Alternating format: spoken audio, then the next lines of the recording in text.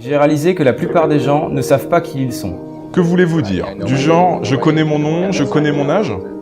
Oui, mais ça, ce n'est pas vous. Si vous demandez à une personne lambda qui elle est, elle va vous indiquer son nom, du genre « je suis Bob Proctor ». Mais ce n'est pas qui je suis. Les mots Bob et Proctor, ce sont deux mots que mes parents m'ont donnés, et c'est ce qu'on appelle mon nom. Mais ce n'est pas moi, c'est juste mon nom. D'autres diront « ça, c'est moi », mais ce n'est pas moi non plus, c'est juste mon corps. Vous n'allez jamais téléphoner ici à votre responsable et dire « corps ne sera pas là aujourd'hui car il est malade ». On ne dit pas « je suis main » ou « je suis jambe », mais on dit « c'est ma main, ma jambe, mon corps, mon nom ». Donc qui suis-je? C'est une question intéressante, et je pense que si quelqu'un commence à étudier la question et cherche la réponse, il va la trouver. Vous voyez, je pense que nous vivons simultanément dans trois plans de compréhension différents. Nous sommes des êtres spirituels, nous avons une intelligence, et nous vivons dans un corps physique. Mais parce que nous manquons d'ouverture d'esprit ou de compréhension de qui nous sommes complètement bloqués dans un monde physique, et nous laissons des choses à l'extérieur de nous contrôler. 95% de la population ne font que réagir à la vie. Ils ne vivent pas vraiment. Pourriez-vous nous dire quelles sont les barrières qui empêchent le succès? Oui, bien sûr, il existe deux barrières principales, et le mot succès est un mot assez drôle. Nightingale a donné une très bonne définition du mot succès. Il a dit « Une personne a du succès si elle sait où elle est, si elle sait où elle va et si elle se dirige progressivement dans cette direction. » Il a dit que le succès était la réalisation progressive en direction de cet idéal. Toute personne qui a un but et qui se dirige vers ce but est une personne qui a du succès. La plupart des gens pensent que le succès signifie avoir beaucoup d'argent. Et c'est vrai que vous pouvez avoir beaucoup d'argent si vous avez du succès. Mais ce n'est pas ce qui définit le succès. Par exemple, je ne pense pas que Mère Teresa avait beaucoup d'argent, mais c'est une femme qui avait beaucoup de succès. Donc on parlait des barrières du succès. Oui, il y en a plusieurs. Je pense qu'il existe deux barrières. La première, c'est notre conditionnement, le conditionnement qui a pris place dans notre subconscient depuis la plus tendre enfance. La seule chose que nous pouvons faire, c'est d'agir et de parler de la même façon que les gens qui nous entourent. C'est pour cette raison qu'on a appris le langage qu'on connaît. Mais s'il y avait 10 langages différents dans notre maison, nous aurions appris ces 10 langages sans aucune difficulté. Nous n'utilisons qu'une seule langue, c'est donc la seule que nous avons appris. Puis nous grandissons et nous nous disons « Oh, je pourrais apprendre une autre langue ». Nous pourrions en apprendre 100 autres si nous le voulions. On peut tout faire. Mais je pense que nous avons un conditionnement très puissant et généralement il est basé sur de mauvaises croyances. Ça, c'était pour la barrière qui se trouve à l'intérieur de nous. La barrière extérieure, c'est notre environnement. Nous avons pour habitude de nous comporter de la même façon que tous les gens autour de nous. Et quand vous y réfléchissez, ce comportement est très parlant, car si vous étudiez les statistiques, 95% des gens passent toute leur vie sans réellement vivre la vie dont ils auraient aimé vivre. Savez-vous que 95% de la population dans ce pays, disons même en Amérique du Nord, qui est le continent le plus riche de toute l'histoire du monde, ces gens travaillent de façon productive pendant disons 40 ans sur leurs 65 ans d'âge, et au final ils n'ont quasiment plus d'argent. Il y a forcément quelque chose qui ne tourne pas rond. Seulement 5% des gens réussissent à être dans une situation financière confortable ou financièrement indépendant. Êtes-vous en train d'essayer de nous faire déprimer? Évidemment que non. D'ailleurs, je trouve que c'est une idée très excitante. Car l'idée qui se cache derrière ça, c'est que tout le monde peut gagner. Vraiment tout le monde. Et si nous commençons à étudier les statistiques, je pense que nous pouvons tous conclure qu'il faudrait mieux que chacun réfléchisse de lui-même plutôt que de suivre tout le monde. La plupart des gens trouvent un travail, puis ils regardent autour d'eux et voient que tout le monde font leur travail, alors ils font de la même façon. Ils devraient s'arrêter un instant et se poser la question, n'existerait-il pas une meilleure façon de procéder ? Ne devons-nous pas nous adapter au système afin de ne pas nous démarquer, par risque de perdre notre travail, de nous faire virer ou de faire des vagues? C'est exactement ça. Les gens suivent les règles, du genre prenez un numéro et faites comme tout le monde autour de vous. Ça pourrait être intéressant de faire ça dans le royaume des animaux, mais les humains ne sont pas censés vivre de cette façon. Je pense que nous devons faire quelques vagues. Nous devons peut-être nous démarquer, être différents. Non pas pour le prétexte d'être différents, mais parce que nous sommes vraiment différents. Nous pensons tous de façon différente. Et je pense que nous devrions commencer à penser et à dessiner dans notre esprit les images de ce que nous aimerions faire, et ensuite de s'y atteler et de le faire. Emerson l'a fait, Edison l'a fait, Marconi l'a fait, Samuel Morse l'a fait, Buckminster Fuller l'a fait. On pourrait continuer cette liste pendant longtemps. Ils étaient différents, ils se sont démarqués et ils ont fait quelques vagues. D'accord. Vous avez dit que vous avez commencé en faisant des recherches sur vous-même afin d'en découvrir plus au sujet de vous-même. Et puis vous avez trouvé le succès en cours de route, c'est ça ?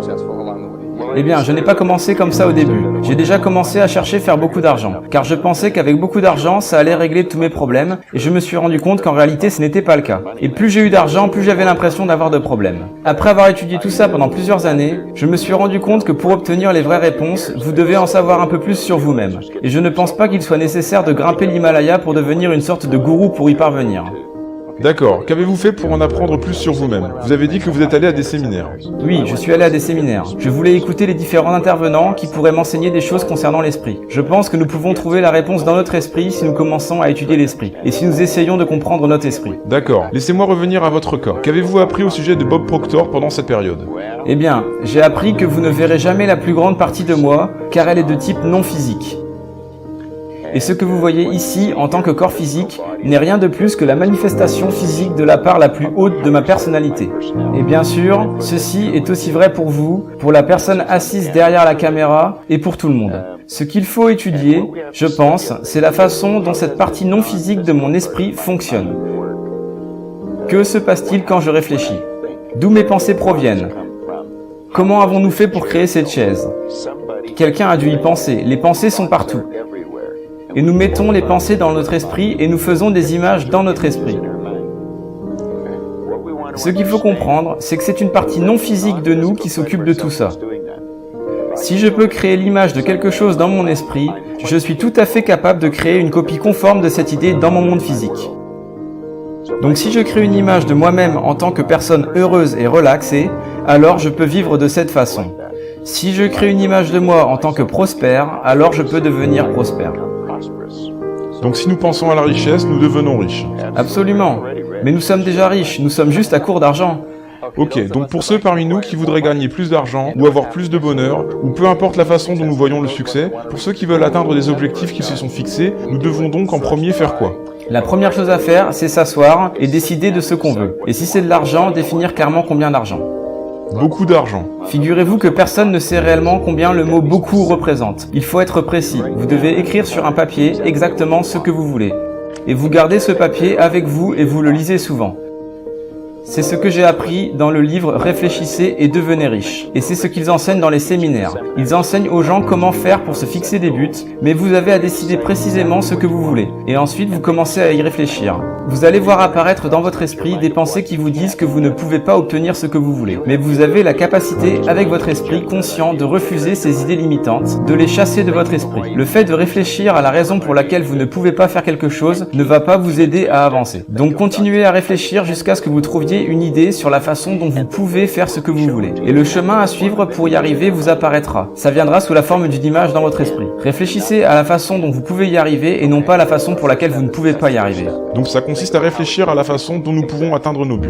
Exactement. Ne réfléchissez qu'à la façon dont vous pouvez y arriver. Je dirais même qu'avant même de démarrer ça, vous devriez vous procurer un bon livre et commencer à l'étudier. Trouvez une personne qui est déjà en train de faire une chose que vous avez envie de faire et apprenez à connaître cette personne. Demandez les avis des experts. Ne demandez ni à votre voisin, ni à votre père, ni à votre mère, ni à votre frère ou à votre collègue de travail, car il y a de grandes chances qu'ils n'en savent rien. Il n'y a aucune raison de demander à une personne comment gagner beaucoup d'argent s'ils ne gagnent eux-mêmes que 10 000 € par an. Ils ne savent pas. S'ils savaient réellement, ils gagneraient probablement beaucoup plus d'argent. Dans le même principe, n'allez pas voir un docteur malade si vous voulez améliorer votre santé. Je pense que nous devrions tous être des chercheurs, car l'apprentissage dure toute notre vie. Vous ne cessez jamais d'apprendre. L'éducation signifie puiser à l'intérieur. On puise dans une source infinie. Nous avons des réservoirs très vastes de talents et de capacités à l'intérieur de nous.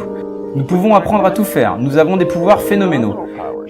Si nous utilisions notre corps de la même façon que nous utilisons notre esprit, nous ne bougerions probablement que le petit doigt. Donc nous n'utilisons pas suffisamment notre esprit? C'est évident que non, mais personne ne nous a appris à comment le faire. Les enfants à l'école devraient apprendre tout ça bien avant que l'école commence. Ils devraient s'asseoir et on devrait leur donner un carnet de notes vierges et leur faire visualiser les notes qu'ils veulent avoir, les écrire sur leur propre carnet de notes, et cela bien avant que l'école commence, ou pendant la première semaine de cours. Et ensuite, le professeur devrait dire « Maintenant, je veux juste que tu te concentres sur comment faire pour obtenir ces notes, et je ne veux pas que tu penses que tu ne puisses pas les obtenir. Je veux que tu trouves la démarche adaptée afin que tu les obtiennes. » Bien sûr, certaines personnes diront que ce n'est pas une méthode réaliste, mais c'est une méthode très réaliste. Ça s'appuie sur les principes du succès qui remontent à 6000 ans d'histoire. C'est de cette façon que tout a été accompli.